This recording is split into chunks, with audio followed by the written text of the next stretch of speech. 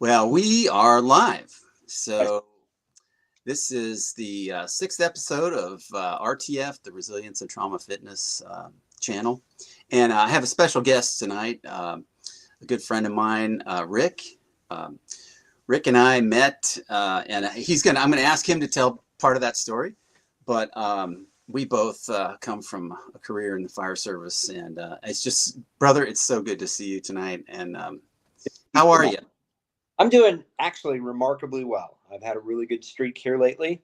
But it's you have up days and down days, but I've strung together a couple of really good months after 100 days in captivity back in Maryland and years of turmoil. So, man.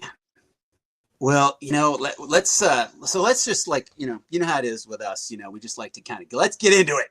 Oh yeah. So like nothing like diving into the deep end of the cold water, So,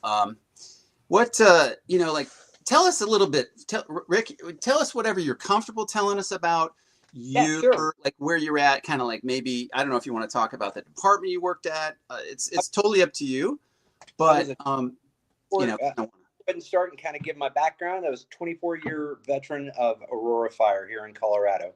We're famous for theater shootings and floods and all that fun stuff. So great department to work for. Love doing what I did. I miss it. I just retired here September 9th. And I miss it a little bit, but I'm glad I'm retired. It's time. It was time. It was a great career.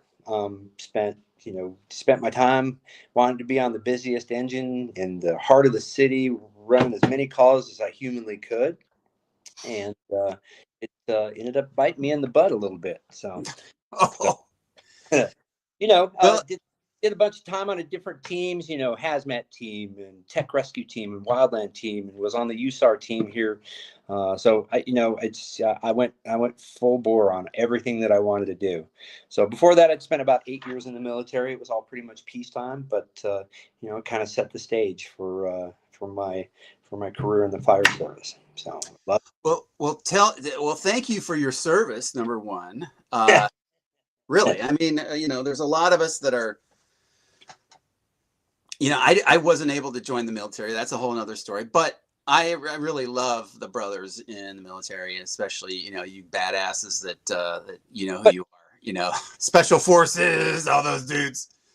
Here's the deal is that, it's like, I don't want you to thank me for my service. Just serve in the capacity that you have to do it in some way, whether it be helping a neighbor out or, joining the fire service or raising kids that are responsible, respectful, and fun to be around. That's just service. That's what we do. I love my time, both in the military and the fire service. So yeah. Thank for it because I love doing what I was doing. So just, join us in the fray of helping people. So wow. Yeah, there's so much to unpack. Just like we're gonna like scratch the surface today. Sure. And so, but I love your spirit. I love your just like, hey, we're just getting in there doing it anyway. That is such a hopeful outlook. And no matter, it's like, since I've known you, like, no matter what it is we're talking about, no matter what it is that we're diving into, it's like, okay, here we are, we're doing this, right? We're going to do this. And just like this podcast, you're like, okay, we're doing this, we're jumping in. So, thank you for that. Thank you for that. First off, Bodie, I'd like to say how proud I am of you. One, for being in the place I was at, seeking help, and two, for following this dream that we talked about back when we were in Maryland and actually having this come to fruition. It's amazing to see the passion and work that you've put into this, and I just really appreciate you for that. So, oh man, love it. Big hug for you, brother. Big hug for you. And man, I also have to tell you, that is a rockin' cowboy shirt you got on there. I just love that, dude. Let's do some boot scoot boogie, kind of thing. Well, I'm originally from Oklahoma, and I all my kin is pretty much Oklahoma and Texas, and I just, yeah, well, that's a whole nother story, right? But Um, yeah. So anything else you want to like talk about your background, kind of like things that you kind of alluded to, you kind of did all this stuff. You were like going gangbusters on every single team and things that you wanted to get into, and Yeah. it kind of wore on you a little bit, sort of. You want to? I think being an oriented person, and I think pretty much everybody in the fire service has a perfectionist side to them. We want to do things, we want to be perfect. We're not, we see ourselves as infallible, and we shouldn't be, we shouldn't be weak, or we shouldn't have kinks in our armor there. So and that's kind of how I approached a lot of things. But some childhood stuff that happened to me, getting beat up in high school, and a lot of stuff led me to career in the Army, and wanted to, be in the best things that I could, and running as hard as I could, and being prepared. I think a good majority of the people that end up in the fire service are people pleasers. We're action oriented people, and we've had some sort of childhood events that have happened to us that have kind of led us to that. So it has paid dividends in some areas of my life, and made me. I feel like I've been successful in my endeavors that I've stepped into. But it comes with a cost. So there's a lot of self-doubt, and self-esteem issues, and control issues, and those sort of things, which kind of lent itself to how I got to meet you in Maryland. Yeah, yeah. No doubt. There's one thing. That I noticed. You touched on this a little bit. But one thing that I noticed, and that I think a lot of people really recognize, is when they get there and they do that work, they're digging in. The level of camaraderie that we know in the fire service is like, it's sort of like, okay, it's like here, whatever the here is, that's what it is here. That's our experience for our experience in our department. But then you go to Maryland, and this was our experience there. I mean, my experience. You go there and it's like, okay, no, it's not here. It's like here.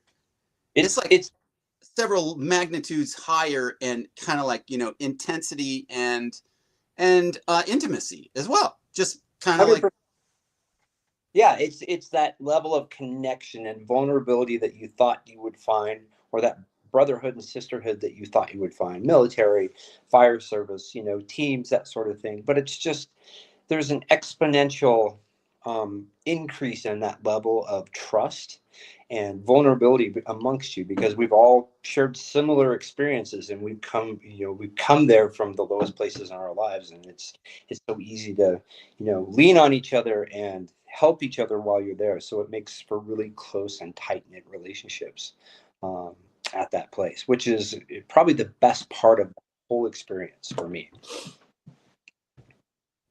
yeah, no doubt, no doubt. There's. I was just kind of thinking about, like, okay, well, when I'm not trying to do an advertisement for that place, not really. I'm really not. In fact, as far as the organization that basically owns it, a labor organization that I won't mention, I'm not particularly, enamored with them either, right? However, Sure. that was my experience while I was at work. But after I retired and I found out that, oh, this thing exists, through a friend of mine that I worked with, who someday may have him on the show too. I found out about that place, and I'm like, oh, there's this place, and they do this kind of work, and they do it with guys like me.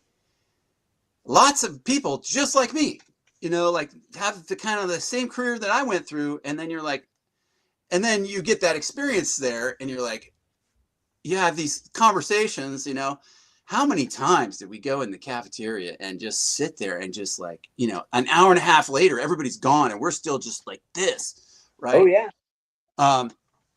And just talking about, yeah, man, you ever run, what these kind of calls, those kind of calls, like, oh man, yeah, we had I mean, this stuff just comes pouring out, and it's really helpful. And I we're very fortunate to have a facility and a treatment plan that is designed specifically for first responders there, specifically firefighters and paramedics there. Yeah. Having done a very short dive into some of the other treatment programs, this one is head and above anything else that I experienced. They approach it with dignity and love and compassion, and they a lot of the therapists and staff members that work there have family members that have gone through similar things or have actually gone through similar things, and now are on board. And it's our life's mission is to help our membership kind of overcome some of the obstacles that we've encountered. Yeah. Oh, and yeah. we're very fortunate to have that, and I just hope that the word gets spread around so that when other people are in need of help, that's the streamlined process that they can go there and get what they need. It's not all perfect. Yeah. Yeah. Yeah. Obstacles come as you get out of there, but it is a world-class facility as far as I'm concerned. Same. I arrived like 15 years after I retired, like what? So there was a part of me that was sort of like, I'm the old guy, I'm the retired guy. I'm like, so my mind is so far out of being, on the job that I'm like, just struggling with my own stuff. I don't have work stuff, necessarily daily work grind still to do like I had when I was there. But, I had like, years of, that's a thing. Stays with you like an old rock and roll t-shirt, man. It stays around forever.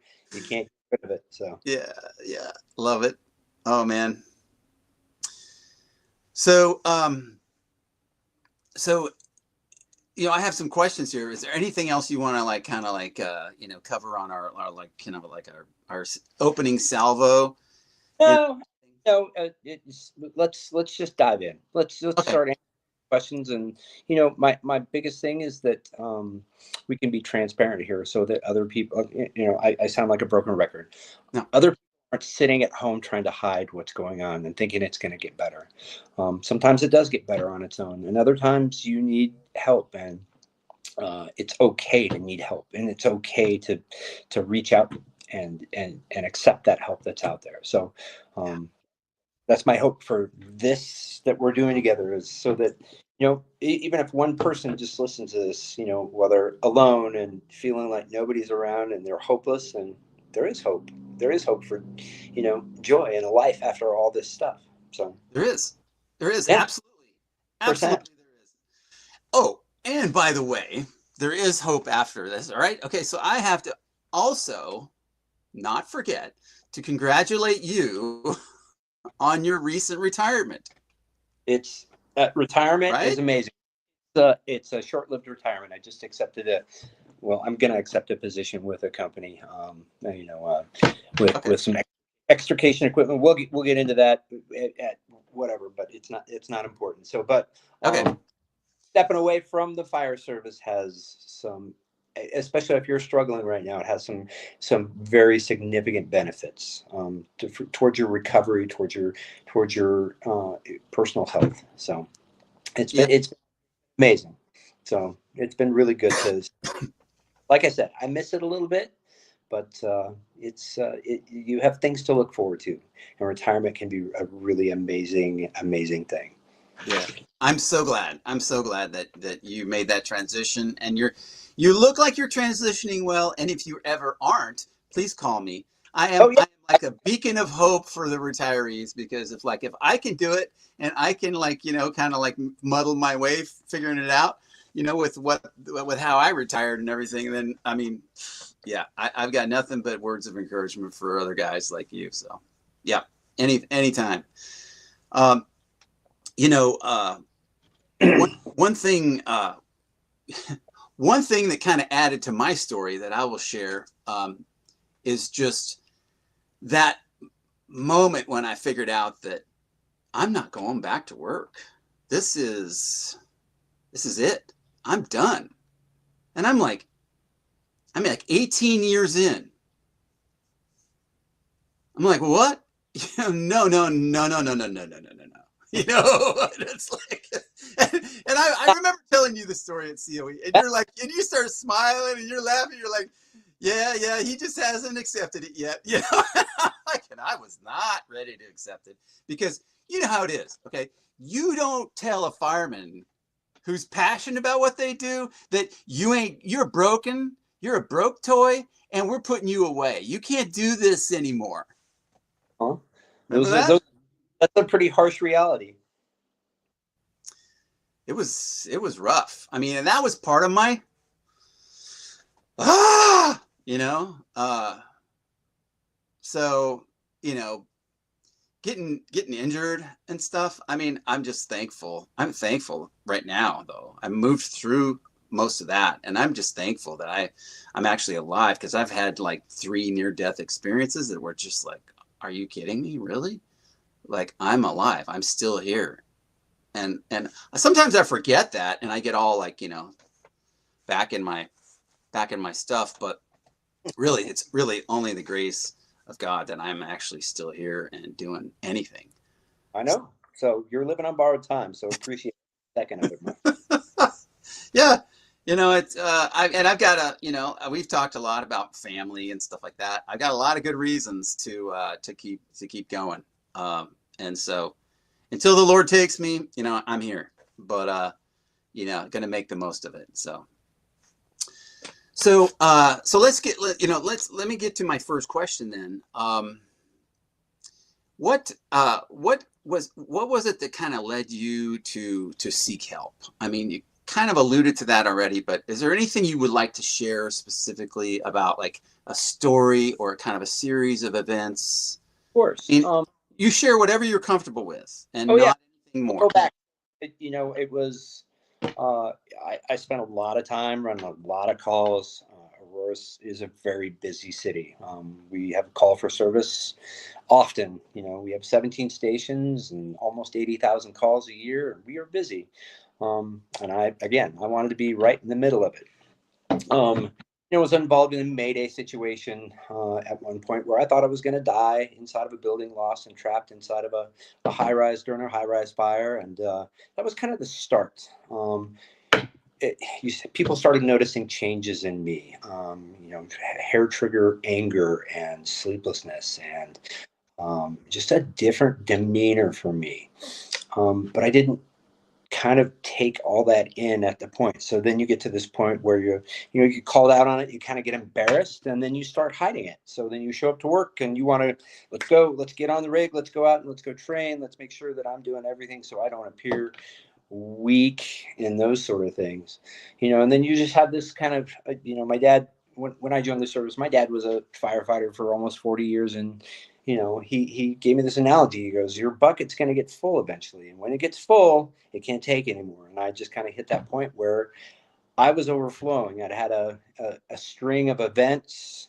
I had this rough kind of ramp up to where I got really bad, and was self-medicating with alcohol to kind of allow me to sleep and shut my brain down so I wasn't having nightmares and these constant flashbacks and this constant slideshow of calls that had been going on, and being just completely flustered by these tiny things, and anger towards the people that meant the most to me. But then we had a string in a month of about 3 different pediatric calls that really messed me up. And then I just kind of isolated and was home alone and was sleeping maybe an hour a night, and having flashbacks and nightmares, and I was super hyper vigilant. I didn't want to be around anybody because I didn't want to hurt anybody, and got to this point where I found myself on my bed with my 45 in my hand, and this hopeless feeling like this is never going to get better, which scared the shit out of me. I've never had an experience like that ever in my life before. I have a very robust life outside of the fire service, and kids that I love, and my girlfriend that I love dearly, and family that I love dearly, and friends. And so I called a friend. He actually texted me and was like, I had to work a trade for him the next day. And I was like, yeah, and then, it just got to the point where I was so scared of what was going to happen. I was like, actually, I can't. Actually, can you come to my house and come and get all my guns out of my safe and take them home with you, which he did. I mean, the guy saved my life, really, really saved my life. So, it's when you get those calls kind of out of, your normal time frame, answer those phone calls for your guys, because they're usually reaching out for help. And I've heard lots of stories where, that somebody didn't answer, and that just adds to that isolation and feeling of worthlessness. So, but he came up right away, grabbed me, took me to the and that this was the hard part was, you get put on a hold, and then you get the paper scrubs, and you're on lockdown, and it's basically like being in jail. And then I ended up for a couple days in a detox facility, so that I could go door to door from there. But I had some really good people on my side that found out about the Center of Excellence, and they fought and scrapped and got me a bed there. Which at the time I was like, I didn't know what was going to happen. So, but in retrospect, it was the best thing that could have ever happened to me. And, sitting there alone, feeling like nobody cared. I was isolated. I just was worthless. And all these people came running to me when my house was on fire, and outpouring of love and support, and loyalty towards me was just overwhelming and just humbling. And I can't say enough for all. And if any of the people that were involved in my journey hear this, I hope that I appreciate everything that was given to me. It was incredible. So, and then it's just once you get to that point where you're not having to pretend anymore or hide all that stuff, it's just like this overwhelming sense of relief. Okay, now we can get to work and figure out what's wrong with me. I think that was the hardest part, was just admitting there was something wrong and I couldn't fucking fix it by myself. So there I am, missing Christmas and birthdays and all sorts of crazy stuff, but I was in the place I needed to be, and thank God. And it was just such an overwhelming sense of relief that I could just let down my guard. And you show up to the Center of Excellence thinking, it's going to be a prison scenario where you got to find the big guy and either fight him or befriend him, and it's not like that. They just take you in with loving arms because everybody else has got their journey they've been on, and it's so similar. And just hearing everybody's stories and how similar those stories are to yours, everybody understands where you're at and that deep hurt and sadness that you've been there, and then you start building back up, and it was incredible. Those fireside chats, the tales that you tell, all the intensive therapy and tools, and it was so good I had to go back for a second time. I had to take a little spring break and came back thinking that I could resume my life as normal and go back out and drink socially, and that didn't work. So unfortunately, you kind of figure out that it's a life sentence. PTSD, depression, and abuse of substances to kind of hit that off button. That those substances make everything worse. It'll shut things down for an hour or two, but then they come back and so much worse. So I had to kind of vamp my life. So 2 trips out there, but I'm glad I'm glad I went out for both trips, because I am in a really good spot now. And I can experience joy again. Yeah, I still have bad days. I'm still having nightmares. I still see things that take me back to places where I'm right back there in that call, or I'm back in that hallway and, making a deal with God about dying. But they're so far and few between now that, it makes all those hard times that I went through, that ramp up to get there, makes it seem so worth it. It was work that I needed to do. Yeah, buddy. Yeah, man, it's work you needed to do. It's like the hardest work I've ever loved. Yeah. Like I thought I could say that about my kids with disabilities, right? And my wife, honestly, my wife does most of the work. She's day in, day out. That's what she focuses on. And I support and I try to lead but my days of changing poopy diapers and stuff are over because my daughter is now, in puberty now. I'm not changing her diaper anymore. But the hardest work I've ever loved, man. I loved being there, and it was a privilege for me to be there. It was really hard for me to get there. I couldn't get in, but Yep. anyway, no, it was such a privilege to be there with you guys. It was amazing. It was amazing to see the courage and vulnerability of people that were there, and everybody came from their rock bottom to get there. And it's amazing to see the transformation of human beings while you're there. It's inspiring. Yeah, yeah, it is. It is. And I mean that's the message of hope too, right? There's, standing in that circle. I mean, a ceremonial circle at the end of your stay there, and you graduate and you ring the bell. like,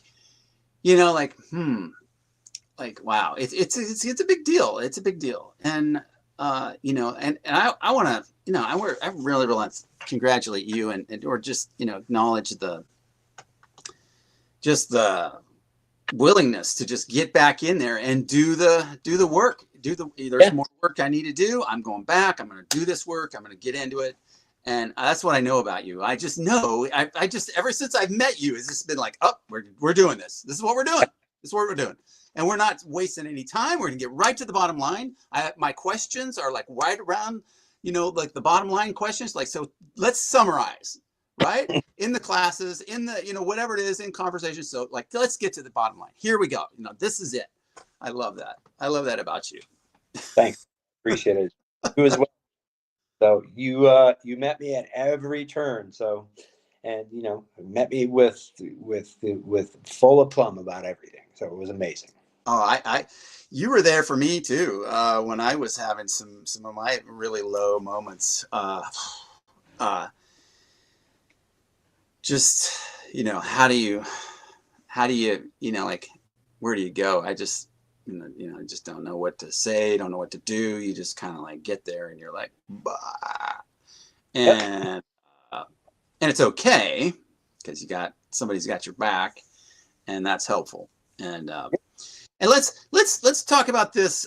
So we've talked a little bit about some kind of what led you to seek help, kind of about your experience at COE, some highs, some lows.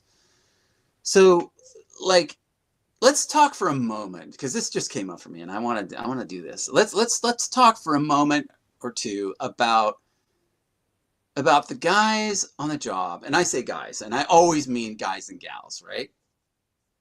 I've met some stud muffin girls that absolutely can kill it when it comes to firefighting. There's not that many of them, but they are out there, and they are stud muffin like girls. At least there weren't as many where I was, but I know there's some rock and rollers in Colorado. But my point is, I'm getting off the point. My point is, let's talk a moment to the guys on the job who are like, you guys are a bunch of panty waste, bunch of sissies, man. You got to go do that. Just why can't you just cowboy up? I mean, talk to those guys. That was the old school mentality. It really was. You shut up and you put up, and you just move on and you go drink it away. That was probably my first 5 to 10 years on the department. We had some old school guys, and mental health was not a thing. We saw guys, we didn't realize it at the time, but we saw guys, leave the job or get fired from the job because of their outbursts and anger, and that's all rooted in PTSD and substance abuse and depression and sleep deprivation and all those things that come with the job.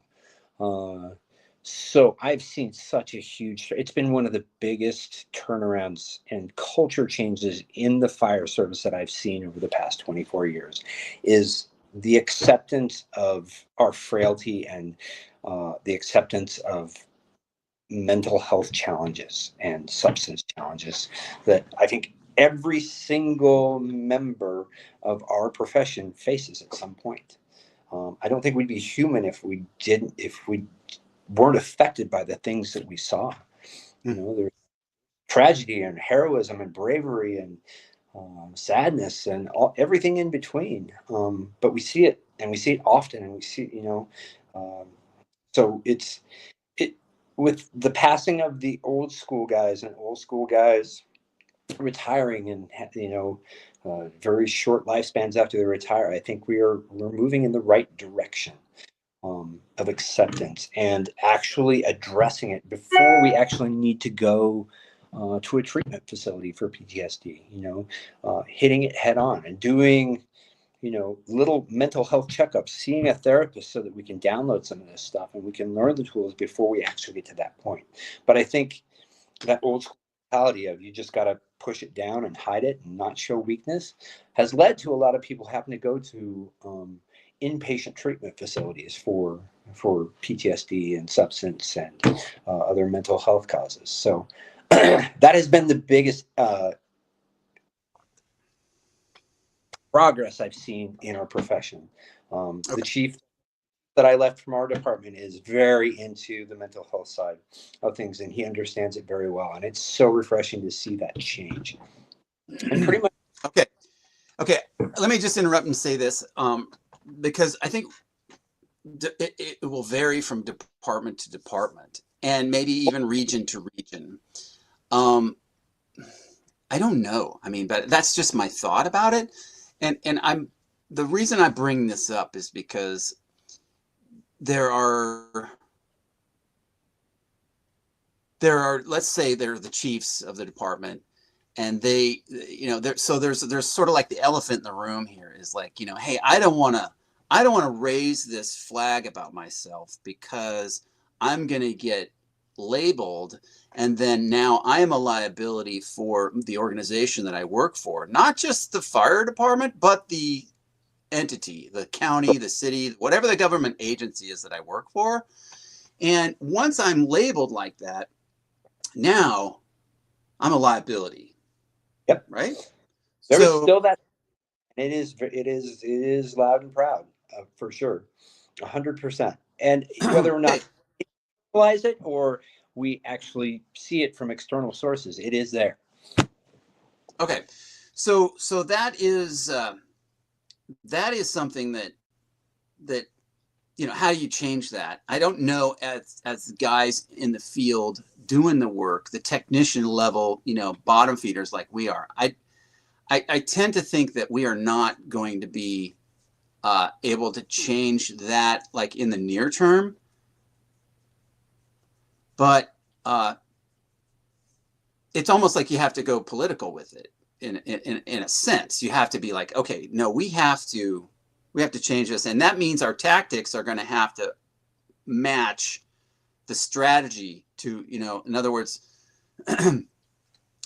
just going and kind of reacting to kind of like what we've done is like we're kind of responding to our own things that are going on, and we're going to a place to kind of help that, instead of, just doing that part. We're going to have to, maybe we or other people, that are affected, maybe in communities or family members, are going to have to like take this to the next level and be like, hey, this is epidemic level stuff. It's affecting the people that are serving us. It's the bravest and the brightest of our, I'm talking first responders, firefighters, cops, veterans, people that go in the military. And I'm not talking about, somebody who's pushing a desk. I'm talking about somebody who's in the shit.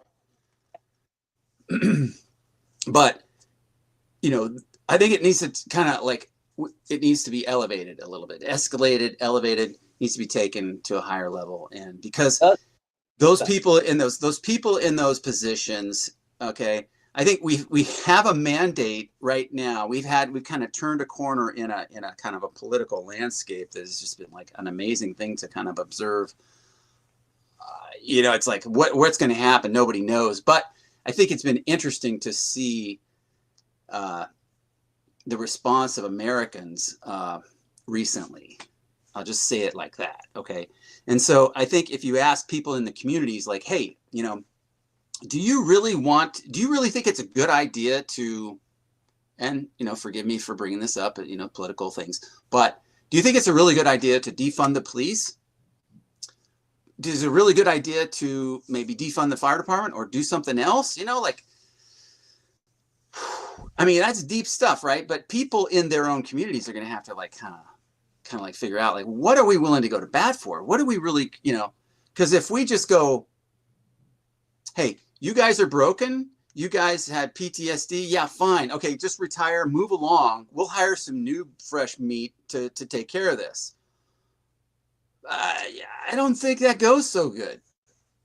I'm sorry, I didn't mean to really bring all it, those take it that way as well. So, and you know, we can talk about the political ramifications of of all of the funding and support of first responders, military, all that stuff.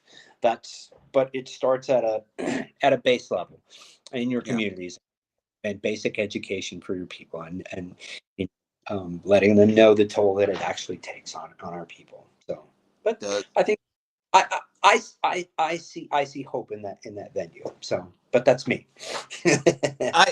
I do too. I really, you know, I mean, it starts with, you know, conversation, right? It starts with the conversations, and then it kind of grows to like, how are we going to use our platform, our talking voice with, you know, it ends up doing something kind of like this, where, you know, it's like, oh, this is a thing and we need to talk about this. We need to like actually get it out there so more people know about it. But also, like, you know, I will call us the bottom feeders, you know, the kind of like we're the technician level people. We're the little people, you know. I mean, we really are. I mean, yeah, you know, no matter what rank we are, you know, I mean, pretty much. I don't know.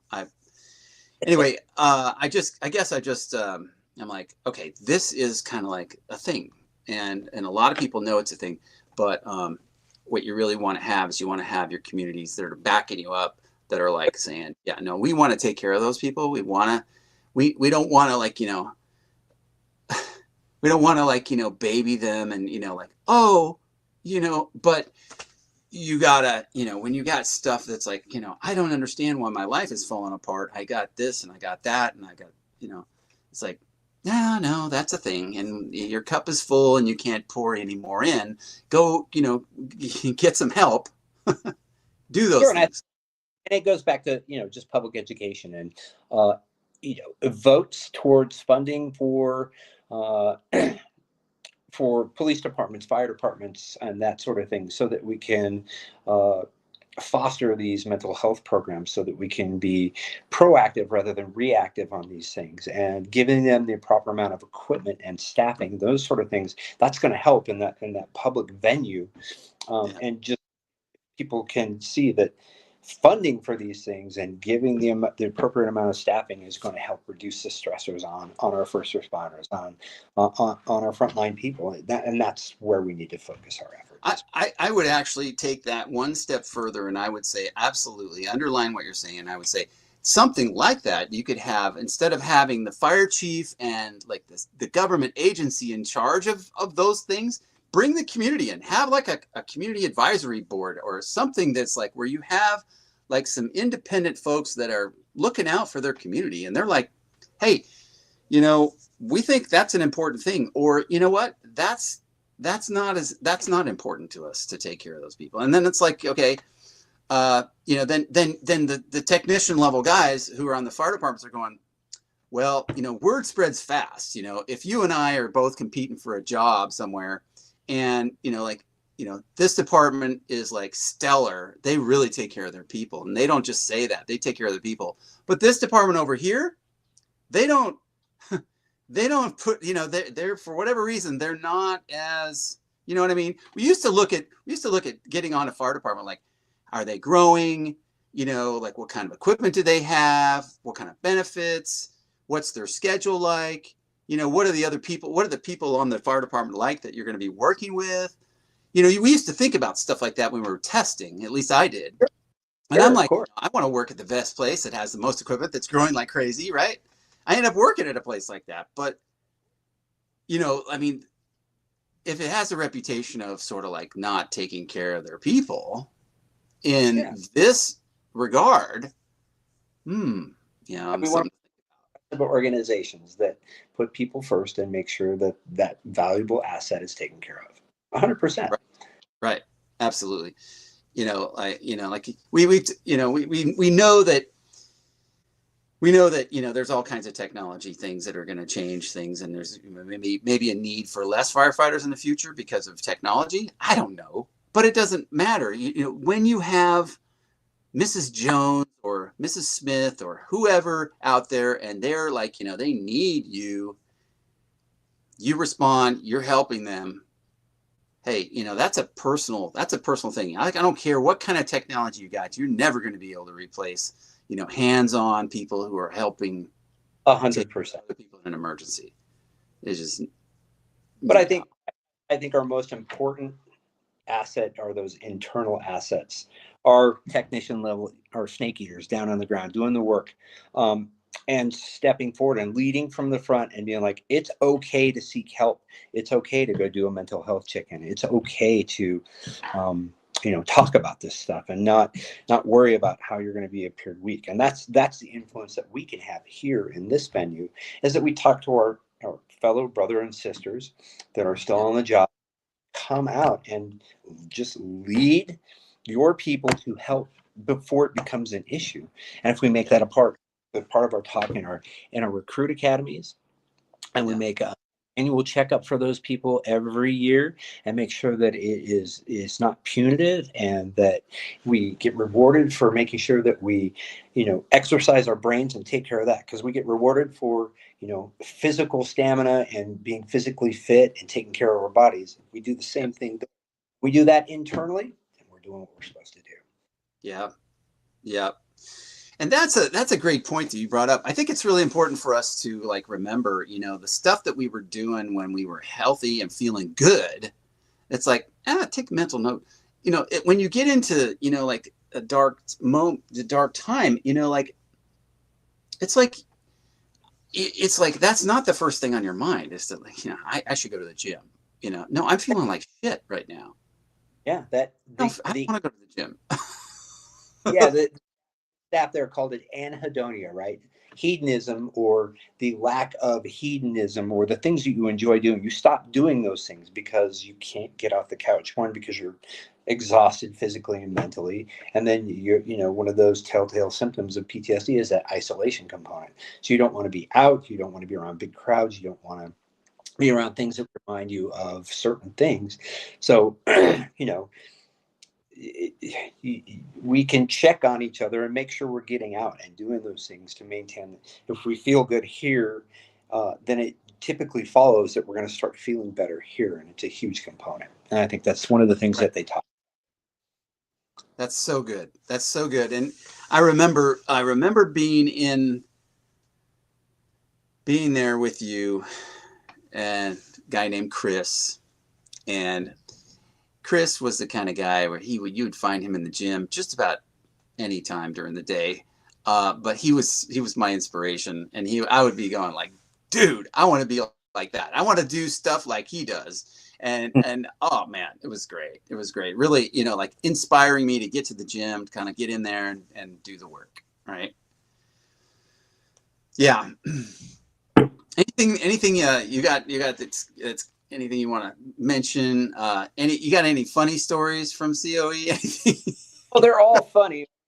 They're being artistic, creative, passionate people there that did so many things to make me laugh.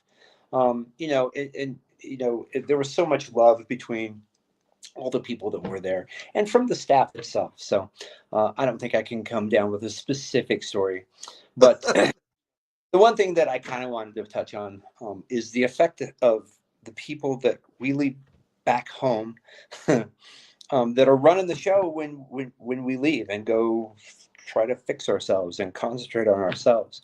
It's a huge it's a huge undertaking for them. It's not a burden. It's kind of a labor of love for them. But I kind of want to acknowledge all the work that's done in the background. Like your wife taking kids and running the bills, and we talked ad nauseum about how much stuff they did in the background, and your friends and cohorts that are back there, coming over to mow your lawn while you're taking care of all this stuff. It's an incredible endeavor, and then that transition when you come home and all the things that you have to do when you come home, and the patience and understanding, it's a rough reentry when you get back because you go right back into life. And for a lot of people, you go right back to work and all those things are still waiting for you. So there's a lot of work done behind the scenes Yeah. For all of us. We saw a lot of guys go through divorces while we were there, and it's really hard. It's very difficult, and it's hard for people to understand, the magnitude of effect that your mental health symptoms have on your affect in your relationship. So, a lot of people walk away from those relationships, and I've been fortunate to have people in my life that have stuck by me, and I just want to acknowledge those things. So it's Yeah. incredible. And it's neat to see the support, the outpouring of support that you get from people that you wouldn't even expect. So as people on the outside looking in on other people that are in there, that support, that just, undying support or unspoken support that you can give them and allow them to tell their story. And, it allows people to open up and tell their stories. And it's just an incredible thing. So I just wanted to give a quick shout out to all those people that support us while we were out and about trying to fix our thing. So Absolutely. No, it's a great point. Uh, man, it's just, family. I was reflecting on that, recently. My wife went into the hospital she was in the hospital for 11 days. And for anyone that knows me, I've got 5 kids that live at home. And I was, it was hard. I was, I oh, was, uh, I was out of my element. I was out of my element. And I I told my daughters, my oldest daughters, I said, you gotta step up. I can't do this. I can't do this by myself. And I need to be with her because my chief, homemaker, she runs everything, yep, she's out of service. And I'm like, whoa, whoa, whoa. yep. That kind of rocked my world. So, we finally got her home and got her going at home again. She's slowly kind of recovered and stuff, because it was an abdominal thing, and abdominal stuff can be like, it can be lethal, man. But she's doing a lot better now. We went on a date last night. Actually, I'll segue into this. We went on a date last night. Very rarely we get to go on a date. Because our daughters are grown, when they were, teenagers, they're like, oh, I want to make some money, because they don't get to make money very often, right? They're going to babysit and this and that. So, but now they're kind of like, they could work, they're doing this, they got a car, they got that, it's like trying to get them to, buckle down and babysit for me is like, like, what? Schedule that, no. So I actually got him to do this, and we went to go see a movie last night. It was, I'm not kidding you. This Bonhoeffer is the name of the movie. And it's, Bonhoeffer. Are you a shill for this movie? Are you going to get sponsored and get followers because of this? Well, okay, so I'll call myself a believer of Jesus Christ and the Bible. So the backstory on why I'm telling you about this movie is because it was so powerful. Okay, and the story is like you can't even believe.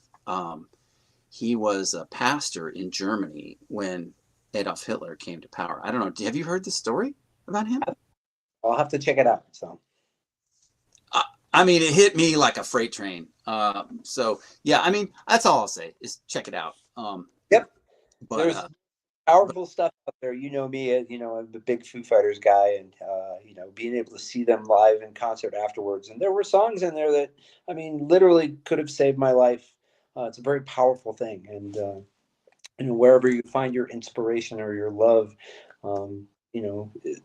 listen to that, speak about it, and maybe it'll help other people find inspiration and love and joy again. So it's a cool thing, no matter what your jam is. So, and I love that about you, Bodie, because you're very passionate about those things. So it's incredible. yeah, I do. It's like I want to be, I want to love my neighbor. I want to, You do. You know, I want to do it well, and I want to encourage others to love their neighbor, to do that.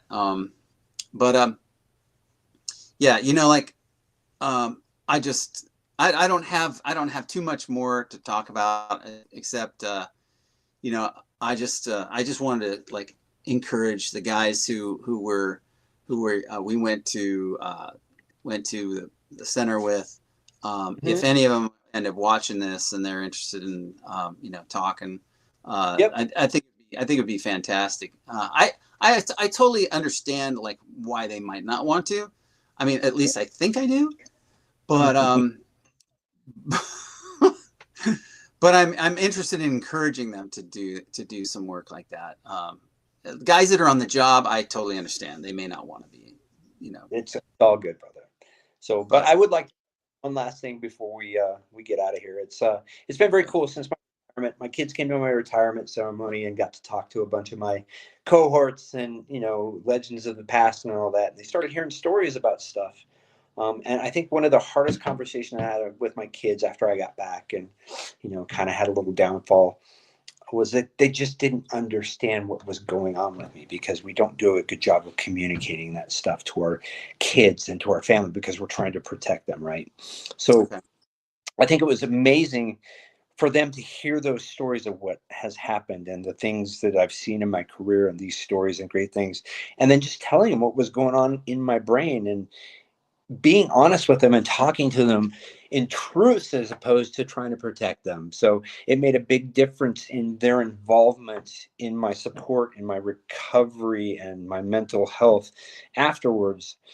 So I would encourage my people that are listening out there and the people that are maybe struggling or going to struggle to have those conversations. Don't be afraid of those conversations, and reach out to your kids, your loved ones, and let them know what's going on. It's not a sign of weakness. It is what it is. We all go through trials and tribulations, and so just reach out to them. And it's been a huge help, and I think it's been a huge help for my kids and for Lisa to hear those things. So that's what I hope we get out.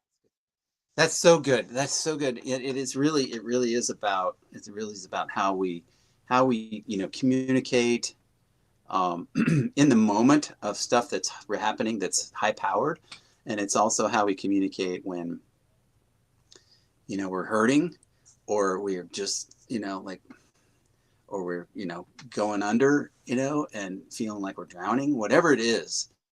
But opening that line of communication and letting our loved ones know, like, hey, I'll be back. You know, this doesn't, I'm just struggling. I'm struggling with this, and this is how I struggle. And then they could totally, because they want to help. They love you. They want to help. They want to be like there for you if they can be. So that's a great point. Great point to end on. I love this conversation. Would love to have you. You know, we're going to be talking again on here. So Yeah. You I was talking to Lisa about maybe coming on it too, you know, kind of the same way your wife talked about the effect and the things she saw and those changes, so that maybe some of the other family members and loved ones can kind of see those signs before it gets too bad. So it's a good thing. Yeah. Bodie, I love you to death, man. You are the real deal. It's such an inspiration, such a huge help to me in my journey. So love you to death, brother. It's been an honor and a privilege. Mine too. Okay, let's do this again. I love you, man. I'll talk to you soon. All right, buddy. We're out. Okay.